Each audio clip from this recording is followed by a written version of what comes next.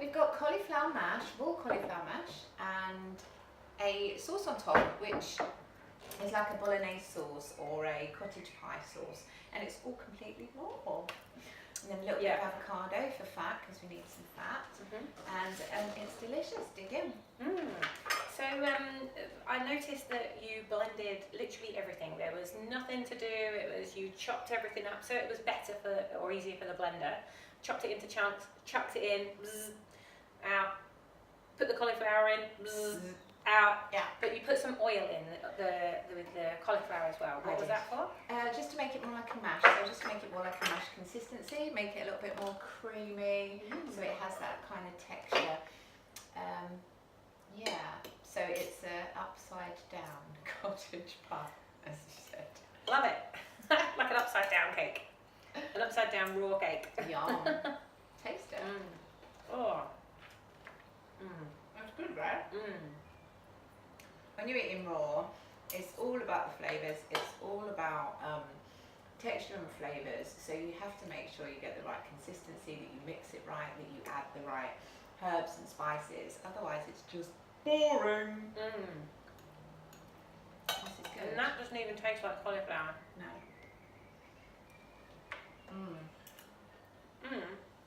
And you made a load of this sauce. I did. Like there's loads of it left over. So can you put that in the fridge or the freezer? Both.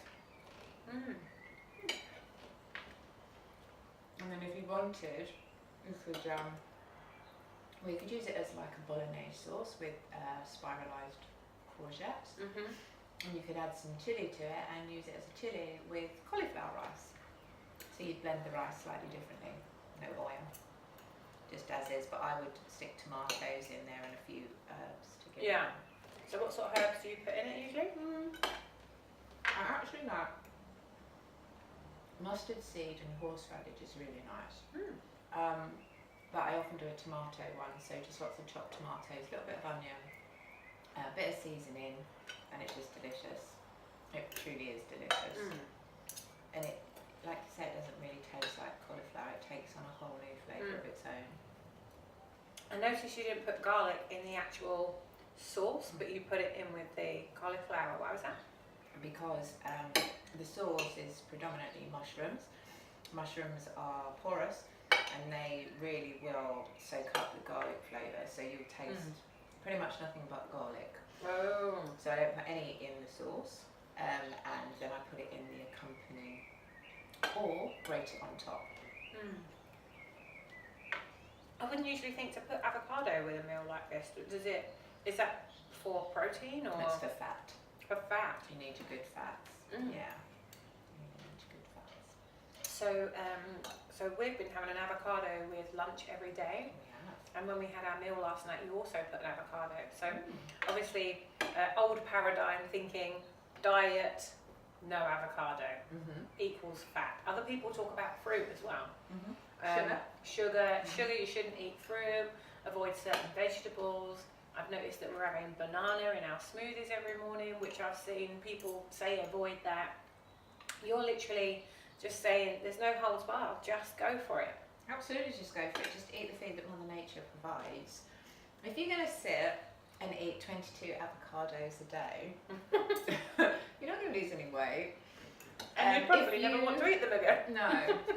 If you don't want to lose any weight on a raw cleanse, you're going to have to up your raw desserts. So that's the coconut creams and the avos and like the cheesecakes. Yeah. And that will be just to maintain your weight. You're just going to lose weight on a raw cleanse because what happens, and this is my entire philosophy on eating properly, is that you will get to, when your body's in balance and you're eating correctly, your body will get to what I call frame weight. So it's the weight that's right for your frame. It's inevitable. It's just that simple. And so I take it if you just eat this way and you get to that frame weight, if you did want to put some weight back on again, you would just make more raw desserts. Well, yeah, but I mean, if you decide to take up a raw lifestyle, that's up to you, and that's highly commendable.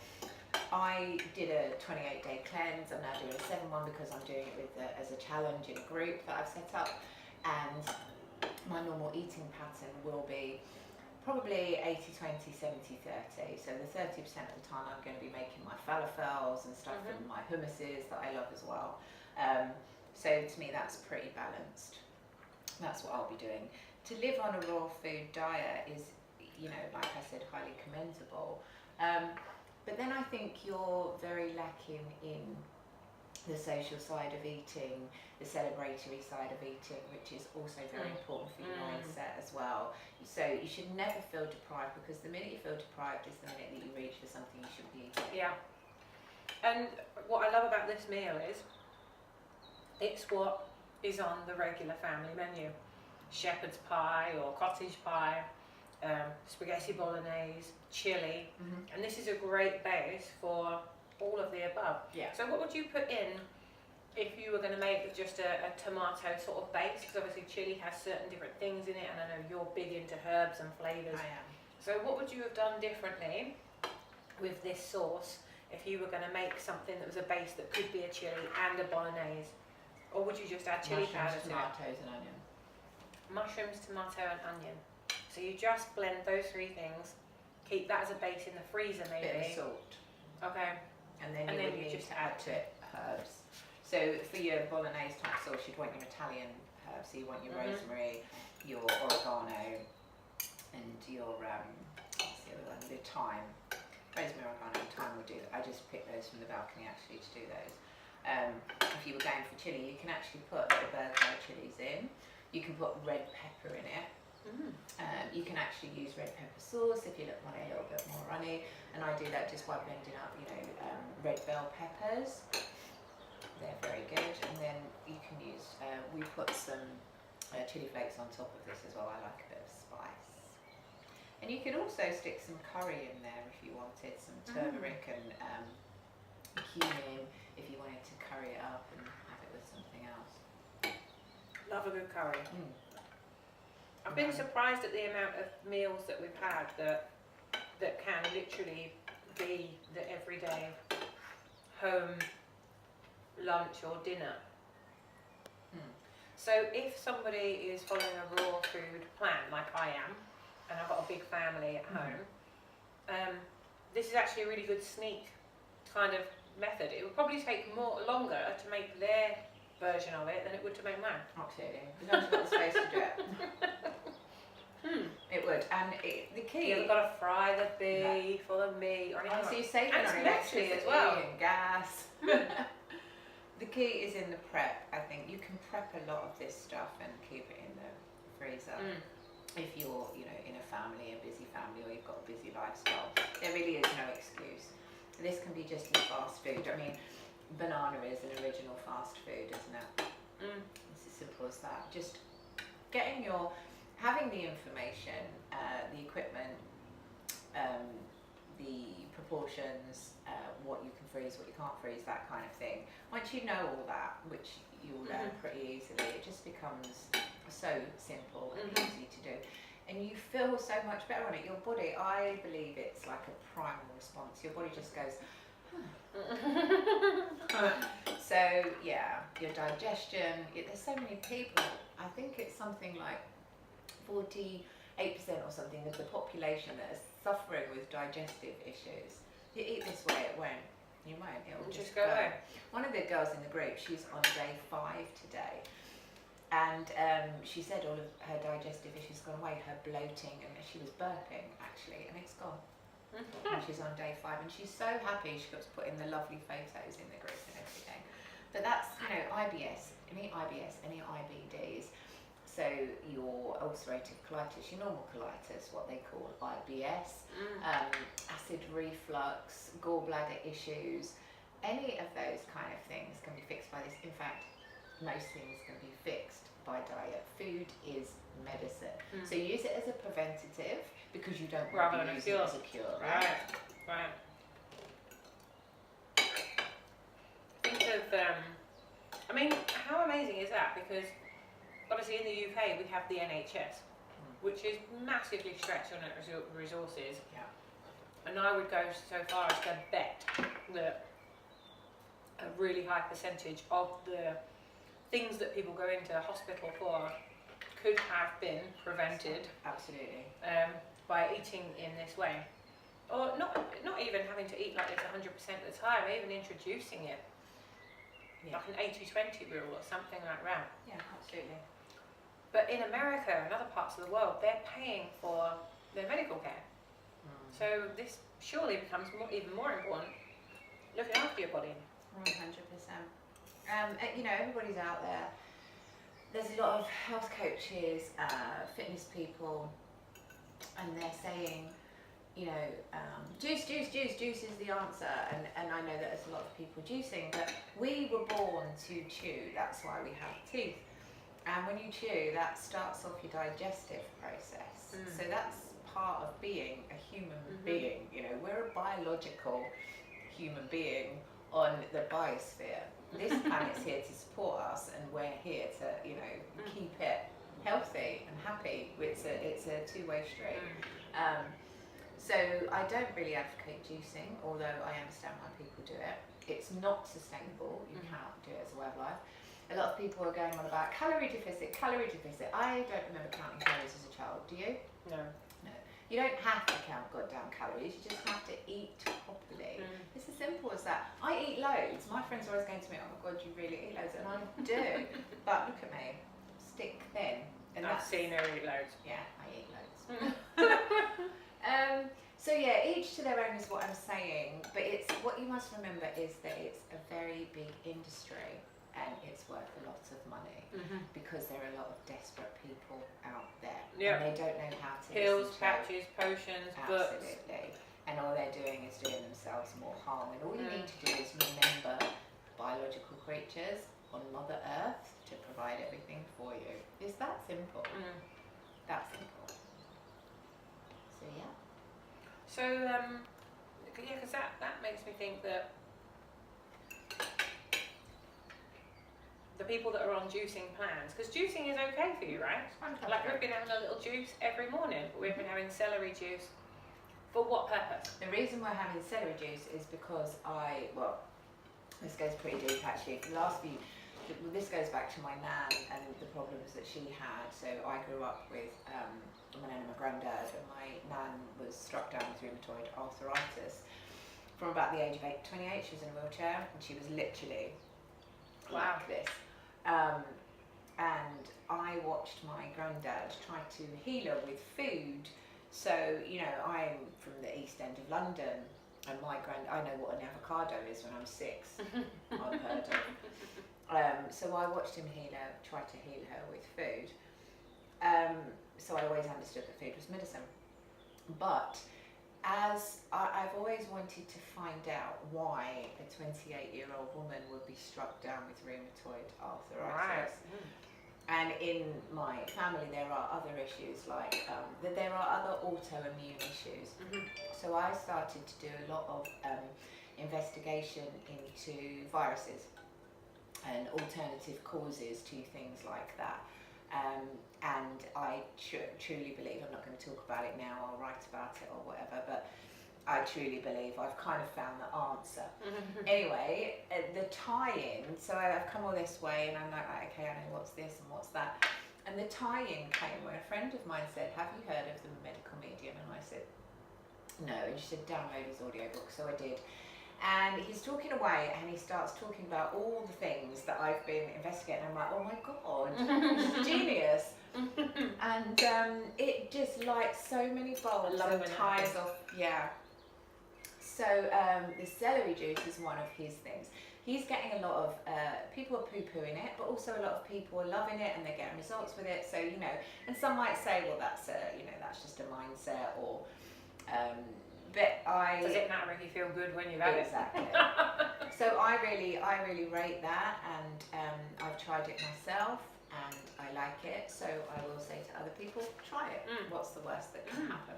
But that juice is first thing in the morning on an empty stomach, and then wait 10 or 15 minutes before you eat or have a smoothie or whatever, so that it has the time to go through your liver and go where it's supposed to. And it's an anti-inflam, so that's always good. So yeah, that's what I say. So I having that, but then have proper food as well. Have proper food as well. Teeth. Born to eat. So, I've heard that juicing's bad for your teeth as well. Well, it depends if you clean them or not, because you know that's. You have to clean them after you've been drinking the juices because the acid attacks the. Yeah, same with the fruit and stuff. It's got the acid in it, isn't it? Yeah. But you know, there's nothing ever perfect, is there? There's always going to be like this. If you live on a diet like this, you must, and it's non-negotiable. You must take a vitamin B12 supplement because you just can't get it.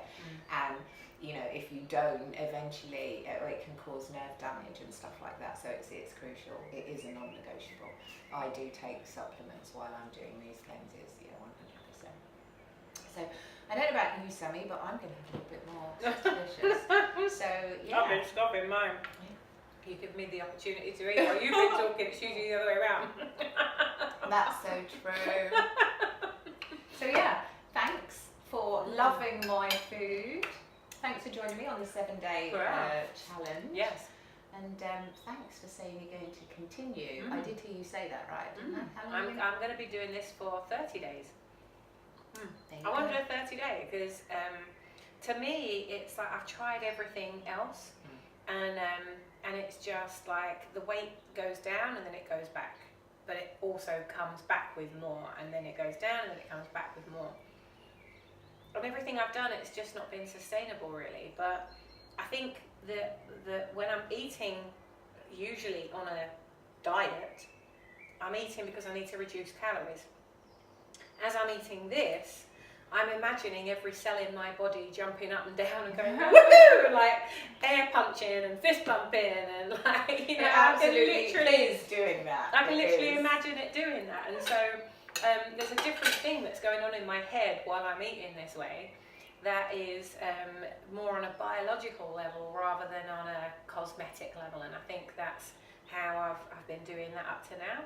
So I'm really looking forward to this. What I'm really looking forward to is how I'm going to do it with a family of 6, and they're big carnivores and they love their pasta, they love their bread, they love their potatoes, and so I'm gonna test this out. I'm gonna sneak some things in.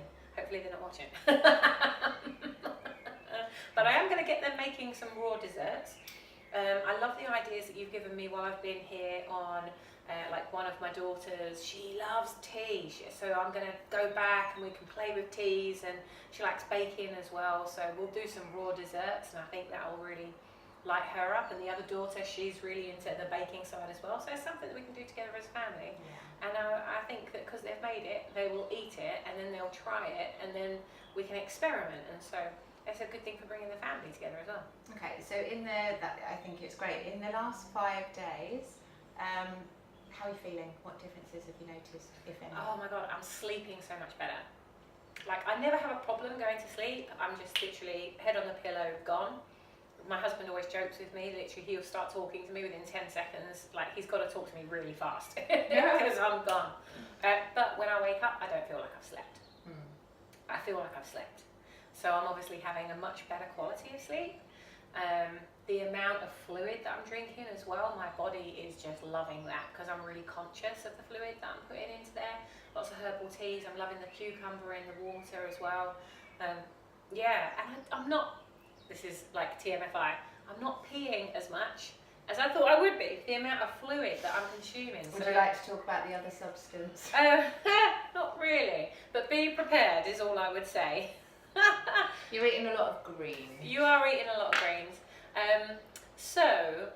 You know, in fact, you know, let's talk about it, because ultimately you're watching this because you're thinking about doing it or you're interested in what's been happening. So the first couple of days that I did it, the first day I felt quite bloated, but that wasn't this.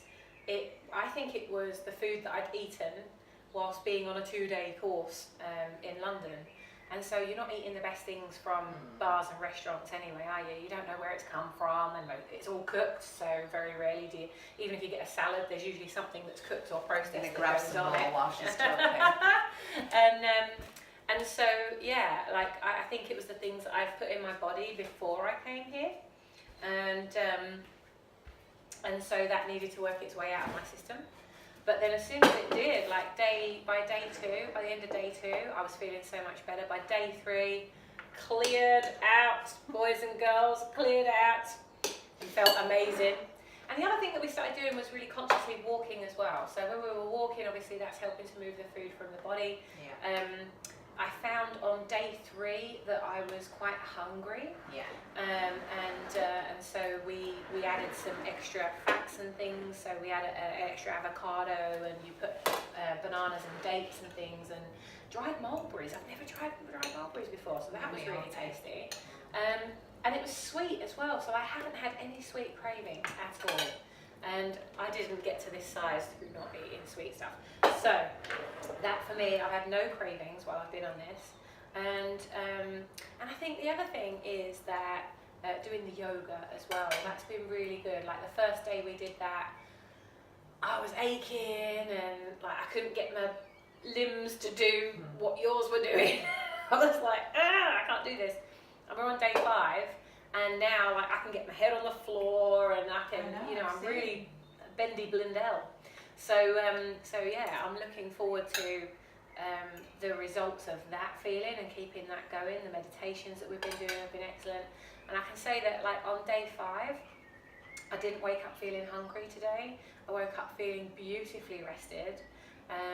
I just feel really, really good. I feel really, really good. I can feel that I've lost some bloating. So when I'm doing the yoga, obviously I can get further than that good. And actually on day 1, you mentioned that you thought I might need a chiropractor because my hips were really hurting when I was moving around. Today I've got no pain, and so I actually said to you, I don't think I need a chiropractor. So obviously the work that you're doing is getting me into the right shape, and my body is really responding to it. It's thanking me for it. And this is just day 5, so I'm going to do this for 30 days. I'm committed to making every cell in my body shriek with happiness and joy. And yeah, I highly recommend that, my lifestyle is going to have to dramatically change, and I knew that anyway. Yeah. I just didn't know how to do it. So thank you for showing me the way. Most welcome. Now let's eat more. Bye.